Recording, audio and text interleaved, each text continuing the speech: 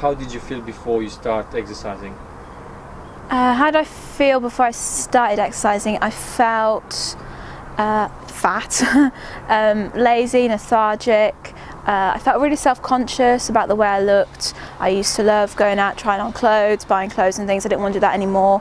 I hated going out because it meant I would always try and find something that was flattering, but never felt like it because I felt really self-conscious about the way I looked. I felt quite stressed and anxious a lot of the time as well. What have you achieved so far? So far, apart from losing 4 stone and quite a few dress sizes, I feel healthier, I have a better, my diet's better, but it's like a lifestyle change. It's not just about diet and exercising, it's about the way that you approach what you eat, when you eat, how often, and making it part of your daily routine as opposed to just a diet or a fad thing that you're following.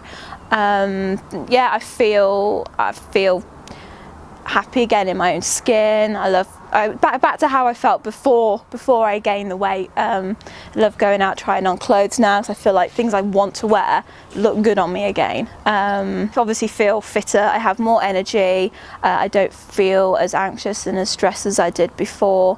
So I think maybe I have something else to focus on my time, whereas before I would say get up in the morning, not eat, go to work, feel stressed, go home late, sleep, and then do it all again the next day. Whereas now I have like an exercise routine. I go out and walk my dog in the morning. I make sure that I like break up my day to like eat rather than just working all the way through and not. And it does make a big difference to how you feel.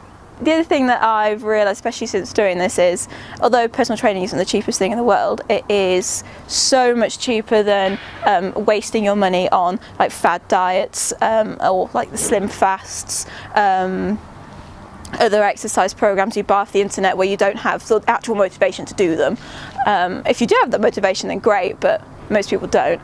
Yeah, it's so much cheaper than like your slim fasts, stupid pills that you could buy off the internet that are really dangerous, that people won't admit to doing, but they do. It's much more worth your while to invest in a good personal trainer. The next question will be, what made you choose Alex? What made me choose Alex? Well, I thought about having personal trainers a lot before, and quite honestly, or it's embarrassing to admit, the thing that I was most worried about was somebody I wouldn't really know training me, thinking how terrible I am and how unfit I am, and probably laughing about me in their head and probably telling their mates when they went to the pub. So that always put me off having a personal trainer. I thought I will keep my embarrassment to myself. And I remember Greg, my fiance, who is a really good friend of Alex's, he told me once they were in the gym and Alex was saying, like boasting about how well one of his clients had done. And I said to him, I was like, oh, does he not talk about, you know, the bad ones? And Greg says no. And that really made me think, oh, it would be great to train with somebody like that, and that is what Alex is like. He, like how he is as a trainer is he will encourage you, motivates you throughout the week, particularly not just in like exercise, but in your diet as well. So if you're not sure if you can eat something, you can just send him a message and he'll reply straight away. It's not just about the 1 hour session that you have 3 times a week or whatever you do. It's more than that. He's a great friend. And yeah, he'll really encourage you to meet whatever goals you're after, whether it's losing weight, fat or toning up, whatever it is. Alex, he'll set you targets for, like, so you have something to reach, something that is attainable, even if you don't feel like at the time, like originally when we sort of thought, I'll lose 4 stone, I didn't think, oh, that's not possible.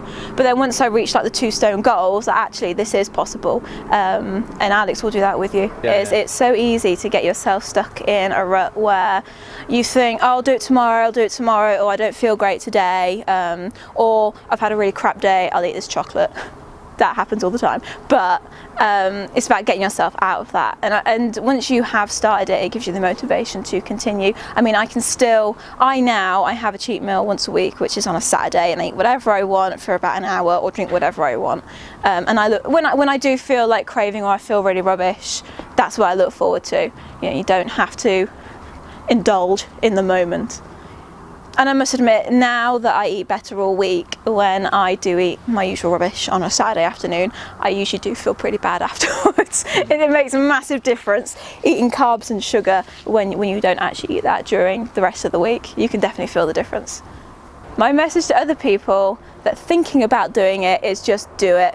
If you feel the motivation to do it and you really do actually want to change, then just do it. You have to start sometime, and the first 2 months are probably the hardest, but after that it's well worth it.